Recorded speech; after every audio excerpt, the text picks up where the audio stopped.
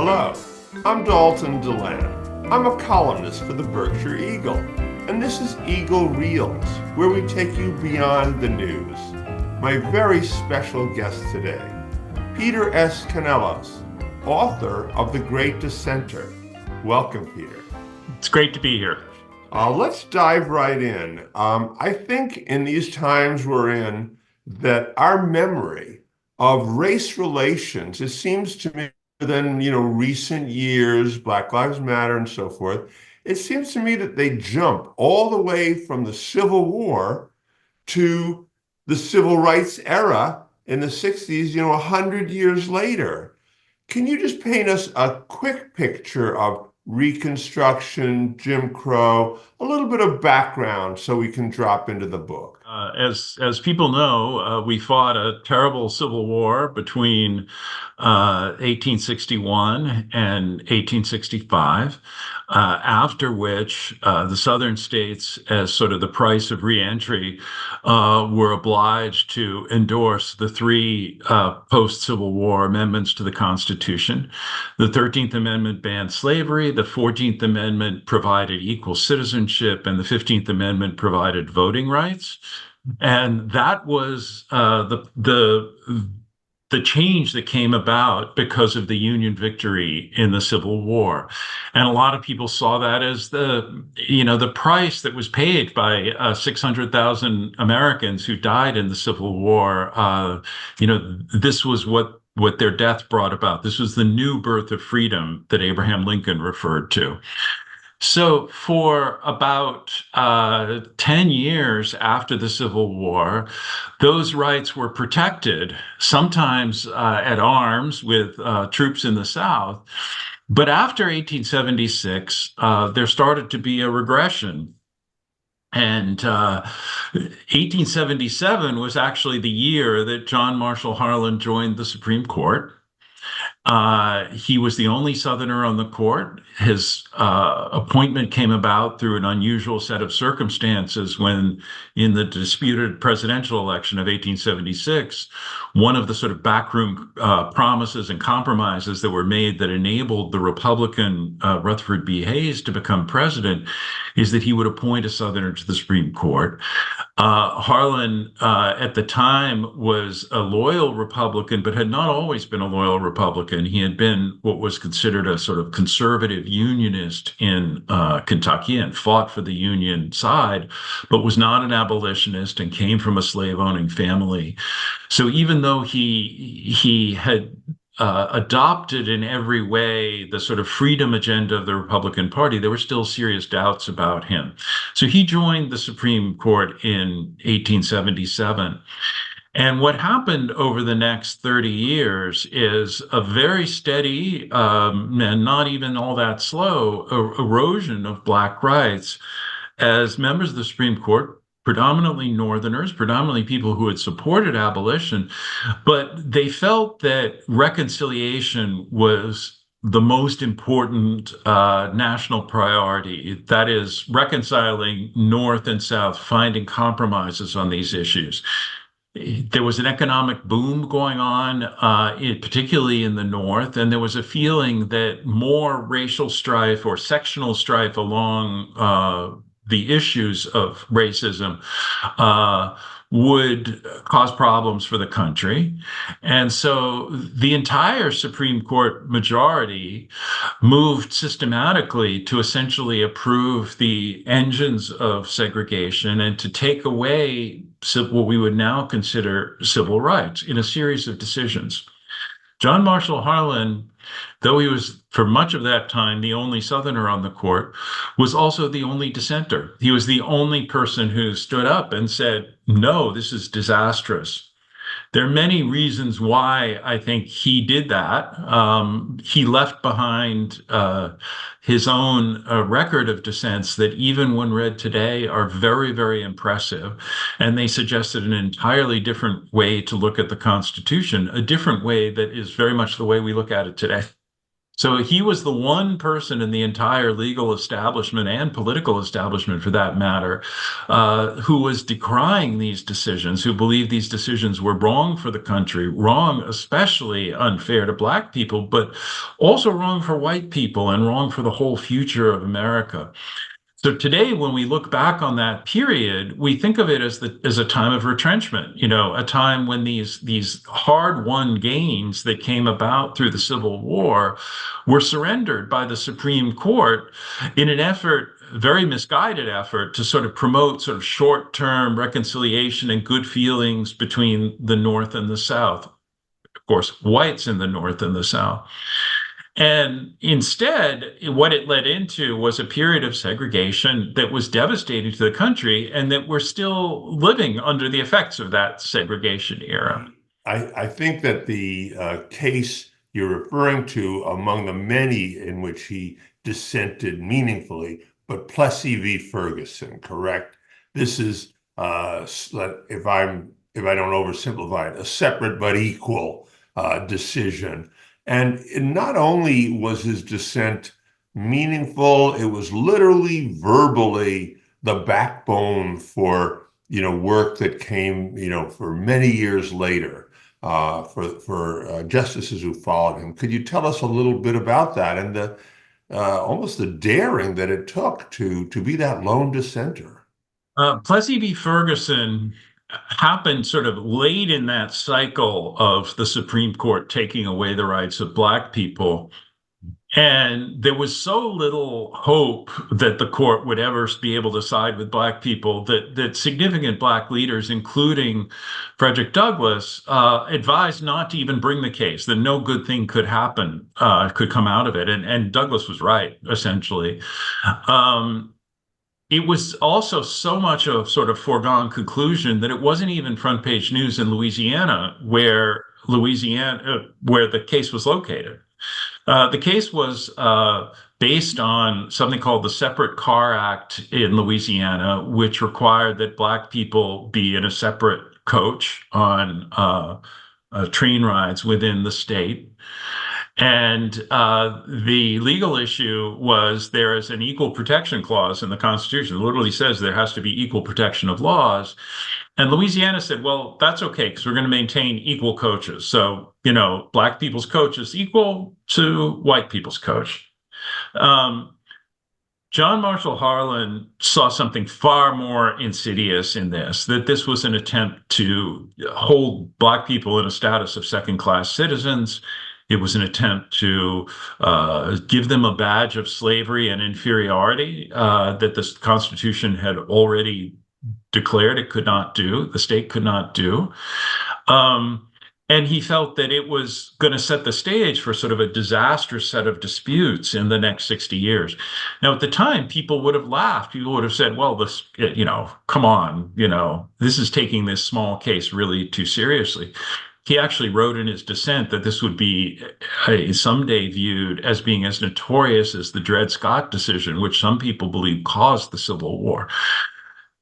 A sort of astounding, apocalyptic statement by Harlan, but one that we now today agree is 100% true. When you talk about the two worst cases in Supreme Court history, Plessy v. Ferguson and Dred Scott are 1 and 2 on the list. You can choose which one you're going to put it on. Harlan by then had already dissented in cases that took away Black people's rights, and he was probably truly saddened by this development. And he had also sort of honed his arguments in a way that made his dissent in Plessy v. Ferguson more passionate, more perfectly distilled, more memorable than some of his other dissents, even though they were quite extraordinary in their own way. But in Plessy v. Ferguson, you sensed a sense of anger and dismay about what his colleagues were doing to the United States. It's a dissent that had some very memorable lines in it. The Constitution is colorblind and neither knows nor tolerates classes among citizens.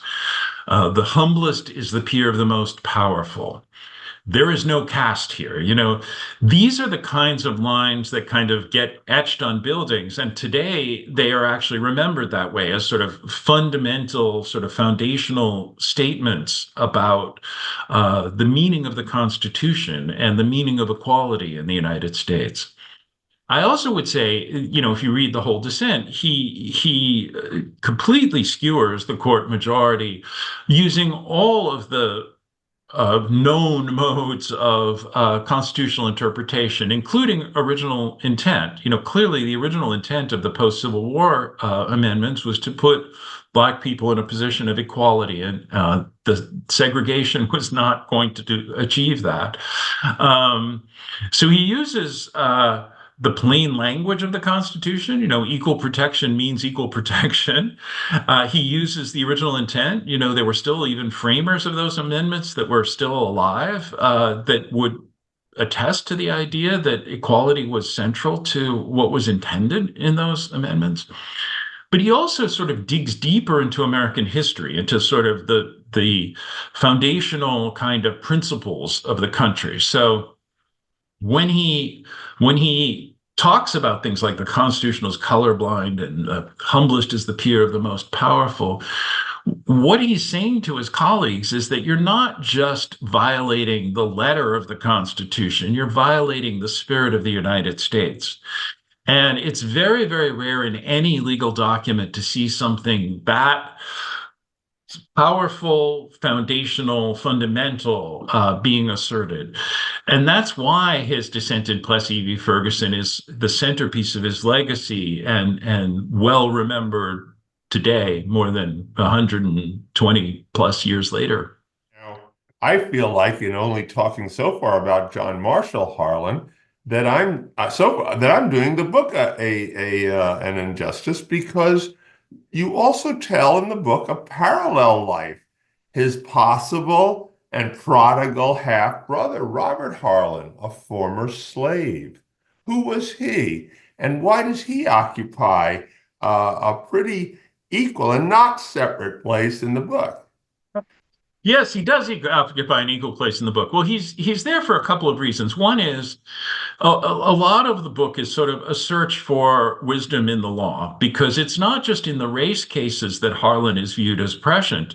He also was the lead dissenter in all these cases that took away the government's ability to deal with the excesses of the Gilded Age and to protect people's health and safety and dignity in the workplace. And so people say, my God, in these two dramatic areas, these two huge fundamental areas of American history, Harlan was right and everyone else was wrong, essentially. So how come Harlan was right?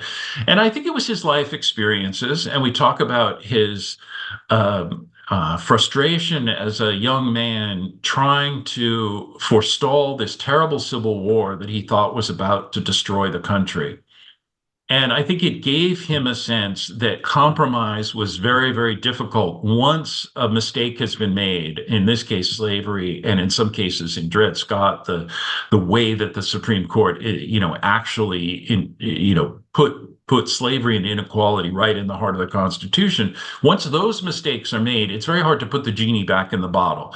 So I think that gave him the courage to dissent. Also, the drama of actually serving in the Civil War, and it was unusual. His colleagues where they were Northerners who had paid for people to take their place on the Civil War battlefield. Some of them, Oliver Wendell Holmes had not, but others of them had. Harlan saw the cost. I mean, he saw friends and neighbors. He saw their dead bodies on the battlefield. And when you understand what the stakes are, you sort of can't keep silent. But another reason he saw things very differently was his actual relationship with Black people, led by Robert Harlan, who was an extraordinary person and an extraordinary figure. He had been born enslaved in Mecklenburg County, Virginia, way in the south of Virginia, which is where John Marshall Harlan's father's mother's family had a plantation.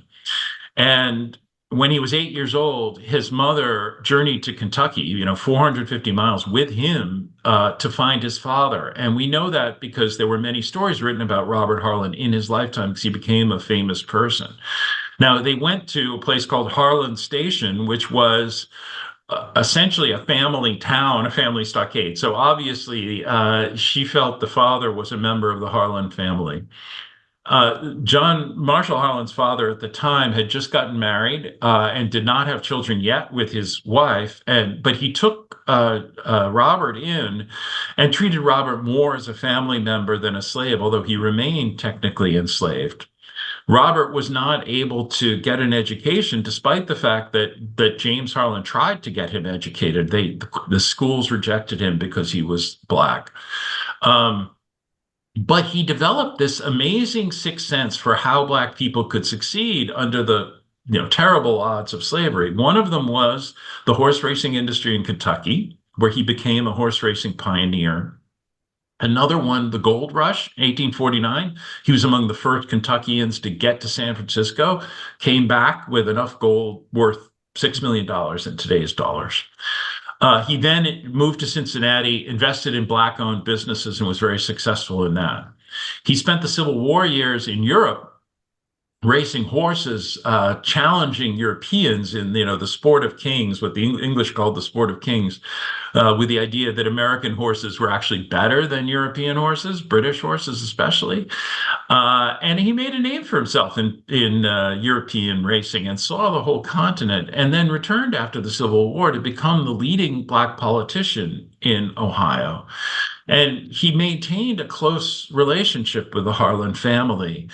And he even journeyed to Washington to help lobby for John Marshall Harlan to be on the Supreme Court. Remember, we were saying he was still held in suspicion because he hadn't been an abolitionist and people thought he was not supportive enough of civil rights. And here's Robert Harlan vouching for him, saying, I grew up in the same house and I stand by him. And that meant a lot because Ohio was the most important state politically in the country at that point. And the black vote was what made the state Republican. And Robert Harlan was perceived as controlling some of the black vote. So Robert Harlan was a very, very prominent figure in the whole country at that point, and an amazing figure. But he's also in the book because of his own significance, but also the poignancy of his personal story and his family story. He was somebody who was never educated formally, but self-educated in a very impressive way, and became the foremost national advocate for education in the black community at that time. He gave speech after speech on the importance of education as a way of elevating black people. When you look at his family, though, his own son went to college and law school and was a very erudite man, and his descendants continued to be part of the sort of black aristocracy. But as segregation took hold, their opportunities shriveled and died. And so paradoxically, the first Robert Harlan had more opportunities than his next four descendants. So he's in the book also to show the tremendous cost of segregation, even to the most privileged and successful of black families, how people's entire futures were thwarted. In addition to being, wonderfully written, it reads almost like some kind of a streaming service courtroom drama miniseries. There's a lot of emotion. There's the brothers. There's John Marshall Harlan's daughter who dies. There's a lot of things that take place. Of course, there is that whole backdrop. They're in the Civil War. When you started to write it, when you decided to write it, did you know all these threads, or did you just set your sights on, I want to do the guy who dissented in, Plessy v. Ferguson? What caused you to do this? And when you got into it, did it feel to you like you were in some kind of a, John Grisham, novel? Or Well, I think that I mean, I sensed that some of that was there, but it definitely the story grew more interesting the more you looked at it, and it's also because black newspapers are now digitized, and so the full extent of Robert Harlan's life and adventures became much more visible over time in the course of researching the book. I also wanted to set up the first half of the book as the Harlan family story, which again is fascinating because of Robert Harlan's presence and also because of just their proximity to all the drama surrounding the Civil War. In the second half of the book, once you sort of saw these characters, I wanted you to see how John Marshall Harlan in particular on the Supreme Court, responded to these really fundamental legal challenges and questions that happened during his 34 years on the Supreme Court.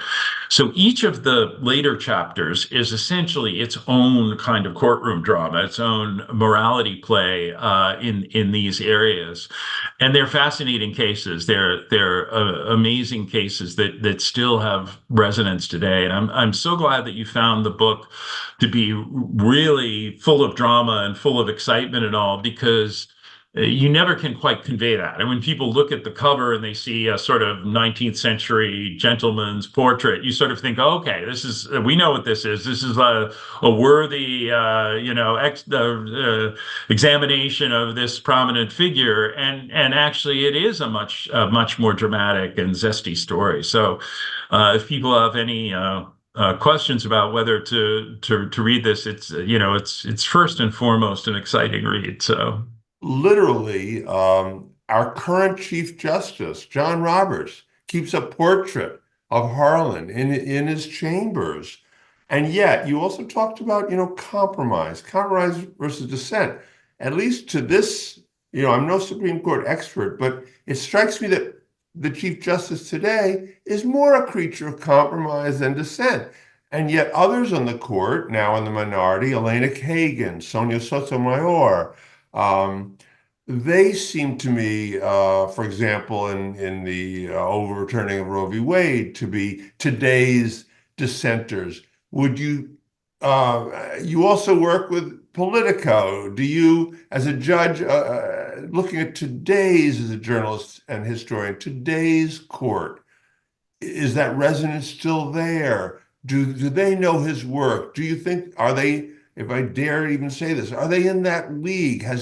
Is that the work that those carry on who follow in the footsteps of minority dissents that they hope will be important? They're fascinated by Harlan, and that's part of the reason they have him in the judicial conference room, where literally when they meet, there's a portrait of Harlan looking over them. He's that very rare figure that both left and right admire. People on the right see him as an originalist, someone who stood up for the original intent of the Constitution. They see him as somebody who was willing to stand up for constitutional principles, even when they weren't popular. On the left, people admire the fact that he always saw the big picture. He always saw the fundamental idea of sort of justice and how a Supreme Court decision affects the people on the ground, the real constituents of the case. So they see him as a very humane figure on the left. I think that both left and right actually have a lot to gain from understanding why the other side admires Harlan, and he can be a force for common ground. And maybe that's what Roberts is thinking about by putting his portrait up there. I think that today's Supreme Court, who is a dissenter and who is a figure of compromise depends a lot on the makeup of the court. And you're entirely right that the three liberal justices are now largely in dissent. And Sonia Sotomayor in particular did a powerful dissent in the case involving executive privilege that was sort of Harlan-esque in its force, I think. And John Roberts has been sort of put in the middle, trying to sort of represent the institution between left and right a little bit. But I do think that, judges across the board have respect for Harlan's record, and they have respect also for his integrity. And so, this book has been very popular among judges, and it's much discussed and read. I think there's a lot that jurists can learn from in this book. You've also written on the fall and rise of Ted Kennedy. Are you drawn to, I'm not sure they're redemption stories, but are you drawn to stories with a common thread? And if so, any hint of, is there something coming next? That's a good thought, Dalton. I have not yet announced my next project, but there are some things that I want to do that are still somewhat in this realm, and one of them in particular sort of grows out of some of the material in the Great Dissenter. I think the common ground between Ted Kennedy and Harlan is a redemption story, and also the notion of sort of longer term judgments. Another thing that's interesting to me about both of those characters is that they were not president. So much of our knowledge of American history and understanding of American history is looked at through the realm of the presidency, and as though these presidents are all powerful. And as we've seen, certainly in recent years, presidents are not all powerful. And, it's understandable that people gravitate towards those presidential stories because there's a very clear protagonist, and you can look at everything as through this one person's perspective. But if you look back to the era when Harlan was on the Supreme Court, and if we accept that, segregation and income inequality under the Gilded Age are the two big issues of that era, there were no presidents during that period that actually ran on a platform of segregation, and there were none that ran on a platform of inequality. Now, some of their policies had that effect, but there was no. I do not think that era was defined by the presidency. It was defined by the Supreme Court. Likewise, if you look at Ted Kennedy and his multi-decade career in the U.S. Senate, which included all of the great breakthroughs of the 60s and then all of the sort of battles of the 1980s and 90s, the left-right battles between the Reaganite forces and the liberals sort of defending the legacy of the 60s. You could say that, 40 years in the United States Senate, more than 40 years in Kennedy's case, is the equivalent of a presidential legacy. But it also has so much more resonant because it covers such a longer period of time. And I feel that way about both Harlan and Kennedy. What a perfect time to be having that conversation. I think viewers will think about what you've just said as I have. Now, I suppose in the spirit of Robert Harlan, as a final question, let's call it our dismount from this conversation. What would you most like readers to take away from the story of John Marshall Harlan, the Great Dissenter? If there were one thing, what would it be? It's the importance of always working hard to achieve justice. And, we talk about how Harlan came from a conservative Unionist family, a family that had some distaste for slavery and had a sense that slavery was an impediment to their state of Kentucky that they were loyal to, but they did not have a forceful moral objection to slavery. Over time, through all of these experiences, Harlan's views changed dramatically.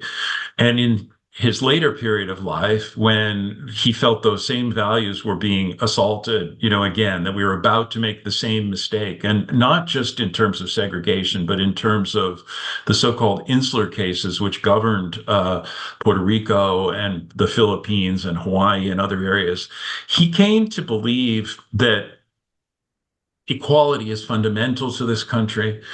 Civil rights are essential. And he very forcefully stood up for something that he had not forcefully stood up for earlier in his life. I think he would say he gained wisdom from all of his life experiences and from trying to look at every case and every situation with fresh eyes. And that's a great lesson. And I think that is why a lot of judges identify with Harlan, but it's also a lesson that translates into other areas too. And why I think people can get a lot out of the book. Absolutely. And viewers, please join me in giving a read to The Great Dissenter. It is a great read. Peter S. Canellos, thank you for joining us today.